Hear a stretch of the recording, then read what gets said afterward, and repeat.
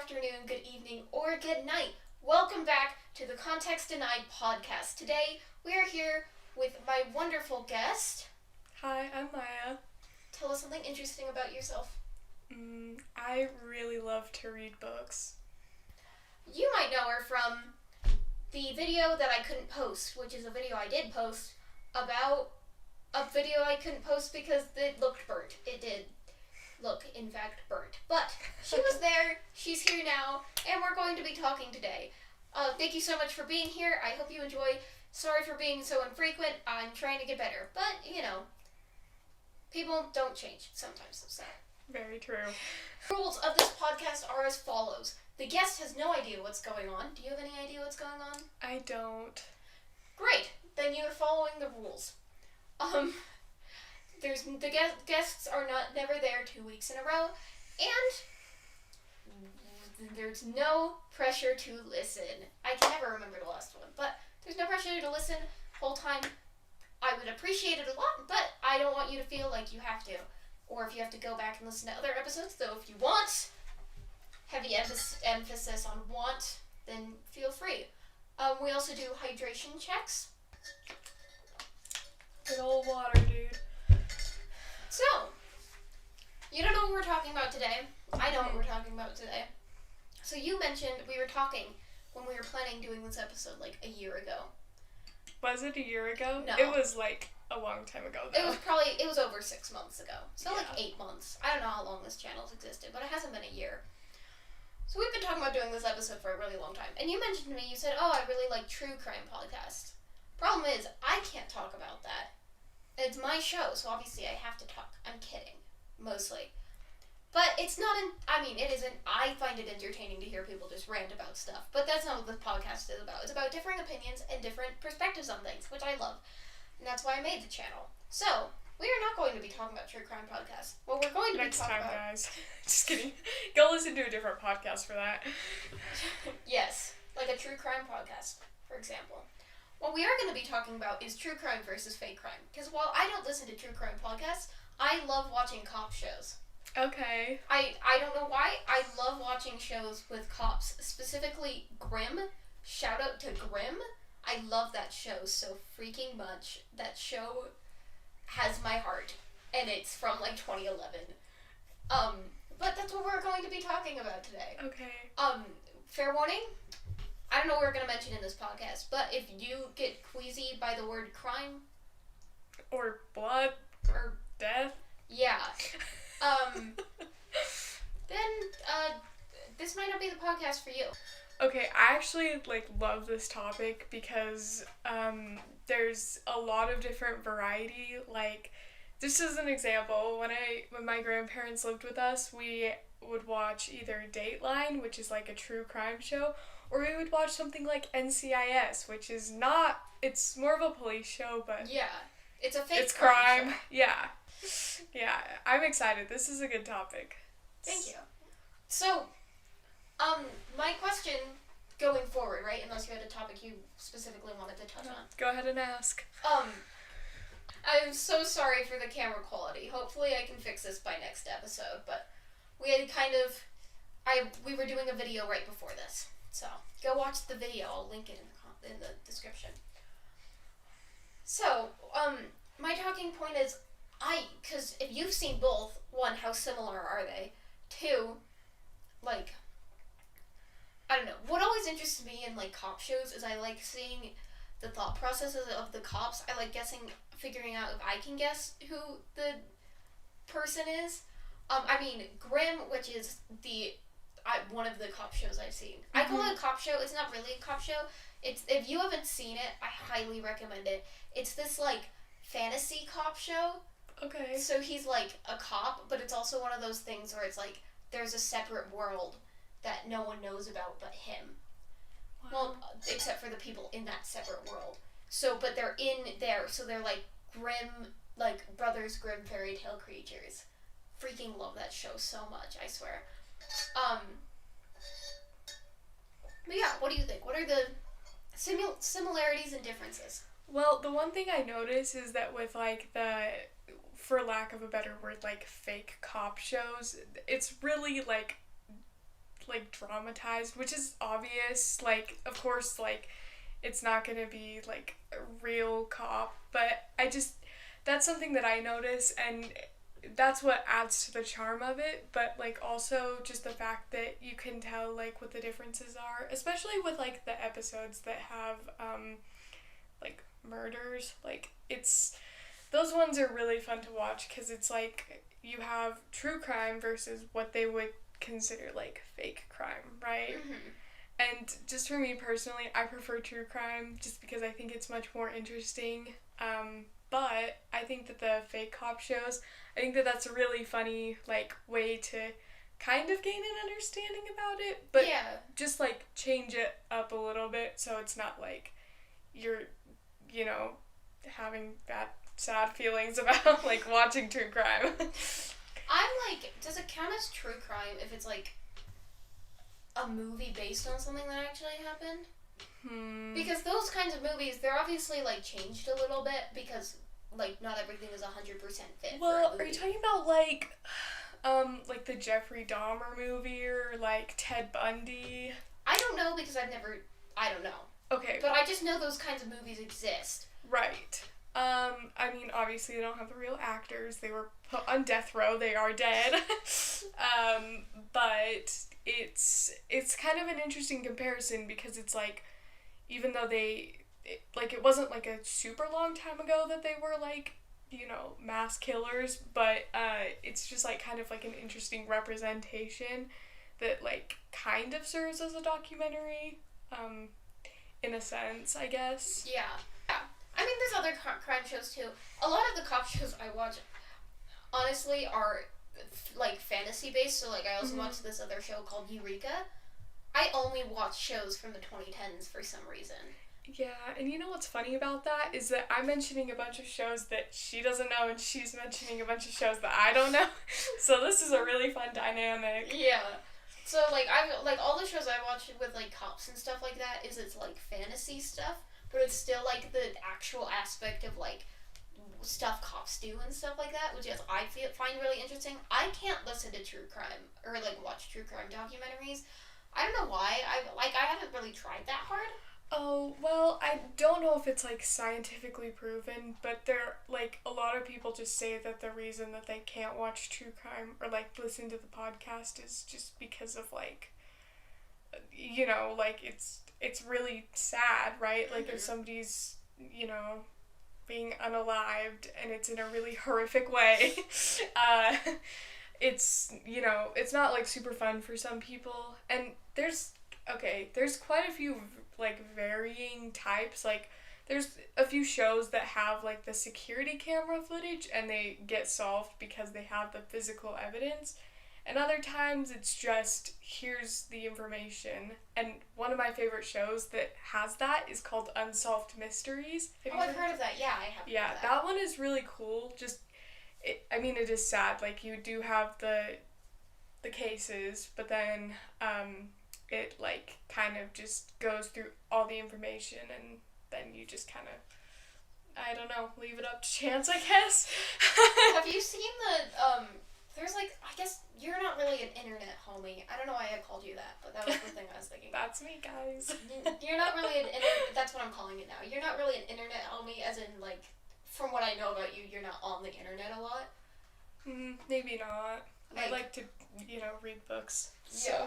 I mean, I also like to read books, but I can't find good ones. Anyways, but there's like this huge like, well, I don't know if it's huge, but I see it around all the time. That's like this rebooted post that everyone reposts and stuff like that. That's like,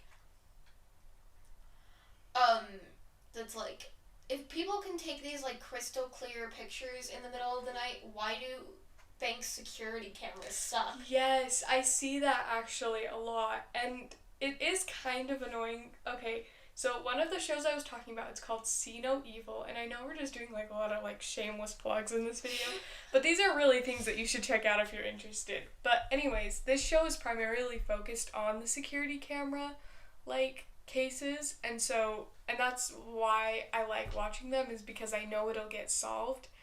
It's just really funny to me because some cameras have like a really clear quality than others. It's like pixels, and you're like, did you see that? And you're like, what? And then it like cuts to commercial. It's like the funniest thing ever.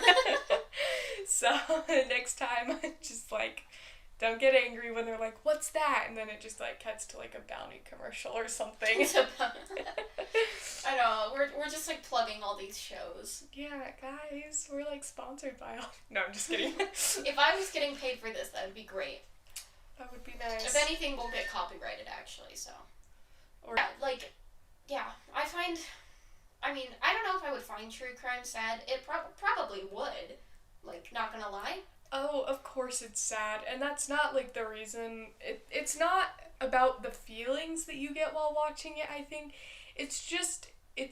For me, it's about increasing my knowledge about it, and just because I find it interesting. Like, it's just the way that they're able to describe things. Like, of course it's sad what's happening, but the way that they're able to like bring cohesion and like a really interesting dynamic to something just like really helps. Like, it's like listening to a story kind of, for me at least, and I think that helps. Question: do you think if you were thrown into a situation where you were the only person who could find a criminal, would you be able to do it based on all your knowledge from true crime stuff? Like, if I was like a police officer in the situation and I was called to...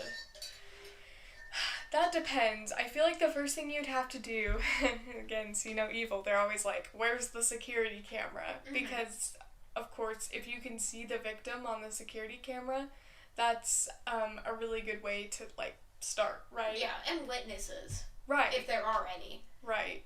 It really depends. Like, there's, like, sometimes where there's, yeah, like Hadley said, like, there's other people around, or there's, like, you know, physical evidence, maybe? Like, a piece of clothing, or, like... Oh my gosh, I'm sorry. Oh, no, go ahead. So, okay, so you know Murder on the Orient Express. Have you ever heard of that? Oh, yes, that book is amazing. I never read the book, but I've been watching I've been watching the movies. I watched all 3, because the 3rd one just came out. That movie is so good. And, like, just, I'm sure the writing's amazing. Like, the book is amazing. I'm sure. So you've read the book? Yes. That's what that suggested to me, so I didn't want to assume. Yeah. But, like, isn't it so cool, like, how, like, all the, like, because I thought of that because of, like, there's so much evidence in the first book. Yeah. Of, like, who could have done what to, like, confuse him, and then it can't. I love that man, that detective dude, whose name I can't pronounce because I'm not Belgian. Oh, well, I can't pronounce it either because I'm also not Belgian. Yeah. He's so smart, and it's, like, so great, and I love him. He is one of my top characters in media. And, you know, that actually brings up a really good point. I'm just driving it a little bit back to the true crime. No, yes, please do. But, a lot of the time, the case is also really dependent on the person who's handling it themselves. Like, sometimes you have people that are, like, really strong advocates for, like, I have to figure out who the killer is, or I have to figure out, like, what's going on. And sometimes there's people that, like, or police officers that won't take the case. And that's not shame on, like, anybody, but, like, sometimes it is a little bit hopeless if you really don't have any physical or, like, evidence from anybody, which is where, like, the Unsolved Mysteries comes in. They have stuff, but there's nothing that they can really do to drive it forward, which is a sad situation. Yeah, and, you know, that makes me think of, and true crime in general makes me think of, like, have you ever seen Brain Games? Yes. Have you seen that one where they talk about how, like, witnesses to a crime aren't all that accurate? Maybe, but I, like, do understand what you're talking about. Yeah, okay, so this is something I want to talk about with this. Okay. Because it's related, right? Right. Like, it's so interesting to see, like, witnesses have their own, like, biases and stuff to a crime, so when, like, someone's on trial or when they're just trying to find stuff out, like, that could totally be diverted by that. And my example of this is the book 12 Angry Men. It's a play, actually. The play 12 Angry Men, I love that play, which sounds so, like, English. Like, I just read it recently. It was really good. Mm-hmm. But one of the points they talk about in there is, can you ever actually know the full truth? Which is so cool, and it's like totally, I think it's related to like crime, because it's like, I mean, do you know, have you read 12 Angry Men? Mm-mm. Okay. But I do understand, yeah. Do you know what it's about, though? No. Okay. 12 Angry Men? I don't know. So, I'm saying that for context for you, for the audience, if you haven't read 12 Angry Men or don't know what it's about, and also so I have like another point to make with the story, which is 12 Angry Men is about 12 jurors trying to decide if this like 16, 17, 18-year-old boy is guilty of murdering his father. That's what 12 Angry Men is about, which I did not think it was. I think I was getting it mixed up with another book, but like before I read it, I thought it was about like 12 people on a boat. Or like 12 people on an island. I think I was thinking of like, what are the Lord of the Flies or whatever? I don't know. So in 12 Angry Men, it's 12 jurors and they're arguing whether this boy is guilty or innocent. Mm-hmm. And this boy, like there's a bunch of witnesses who say, like they totally saw him murder his father. Or they didn't see him, but like one said they saw him running down the stairs and one said they heard the screams and saw him murdering his father. Mm-hmm. And by the end of the book, the 12 jurors are talking about this, and there's these witnesses, and like they figure out ways the witnesses could be wrong, because like all these different things, and it's a great play. I totally recommend it. But yes, to that point, witnesses can be wrong. Ideas, things you come up with can be wrong. Truth can be wrong in a sense. And you know, actually, a lot of the time, well, I say a lot of the time, there are, you know, it's sometimes the people that are closest to the victim that are actually like the killers, and sometimes it's like they'll like interview them and they'll be like, do you know anything? And they'll like be lying and they're like, no, I don't know anything, which again just proves that point that like it's really hard to trust like a witness, because sometimes they're just totally deceiving you. But like there have been like quite a few times, like Dateline, like when they're referencing somebody and they're not part of the interview, that's when you can kind of like understand the picture, right? But sometimes it's just like especially for me, if I was in that position of like, who's the true crime, I really would kind of rely on witnesses as like a last resort, just because you never know what they're gonna say. Mm-hmm. You know, that's like the other sad thing, is that like a lot of the all of them didn't really deserve what came to them, but it's like a lot of it, and this is so sad, but it's like it's just like a revenge, or it's just like I just didn't like think that we were like that we needed to be friends anymore, so yeah, like which is, it's awful. Like there's not, I don't know why there's not like the in between of like, can we just not be friends anymore? But I think that's, yeah. I mean, most people who prevent people from breathing are being creative. Yeah, that's good. Like a lot of the times they have some sort of like unresolved mental illness or issue or something like that too. If I'm right. Like again, I don't listen to true crime podcasts or watch true crime shows or anything like that. But I don't think I have been in a psychology class.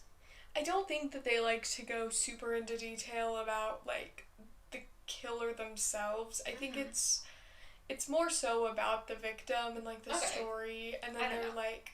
But one thing that is really interesting to me, and I'm gonna sound like so crazy for saying this, I am absolutely fascinated with death row. Like, I just think it's such an interesting concept, and if it's like actually a good thing or a bad thing is a totally different topic that I could go on for a really long time about. But just the idea of it, kind of, right? Like, it's not like just like the last meal or like how it's punishable by death, just like the idea that was formed about it. Mm-hmm. And I'm taking a history class, and one of the things that we were talking about is how there's a prison reform, which is part of like the like the Reformation in America, like during the 1800s, and one of the things was the prison like reform, which is like supposed to help people that were like in really bad situations, kind of like a mental hospital, but like a little bit different than that,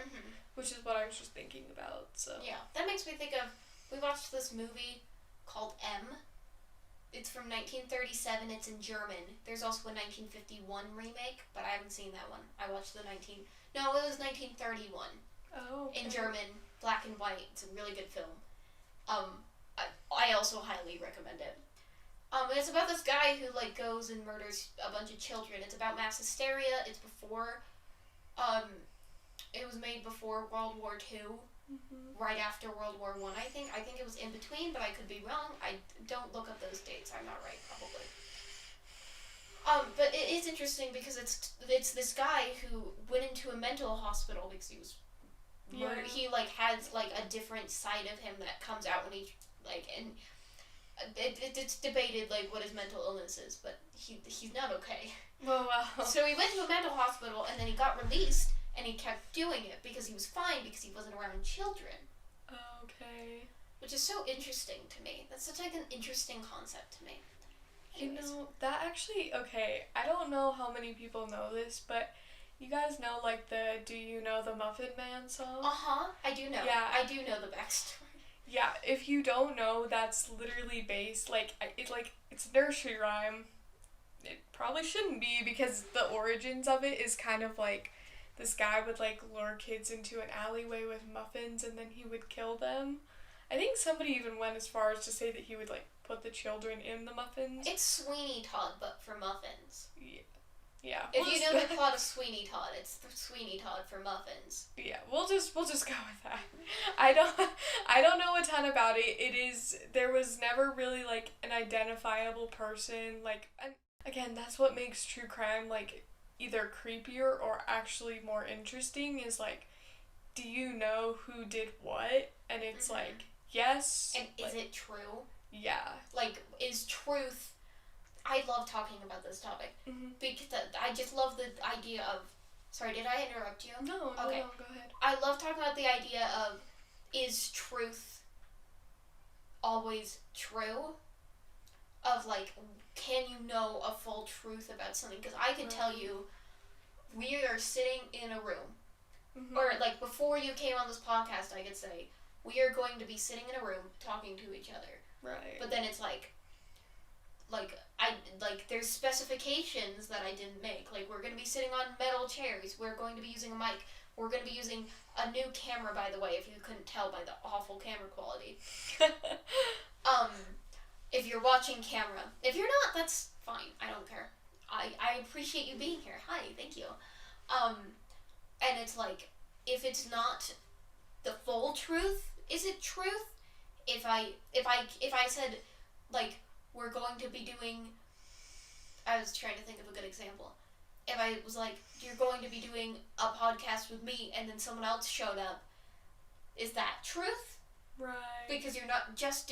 what is truth, you know? And, you know, a lot of people, well, yeah, in true crime, they'll just classify that as, like, the solution, because if they don't have, an answer, right? Like, if somebody mysteriously died under circumstances that didn't have any evidence against, for who did it, or, what happened, they'll just draw a conclusion and they'll call it a solution.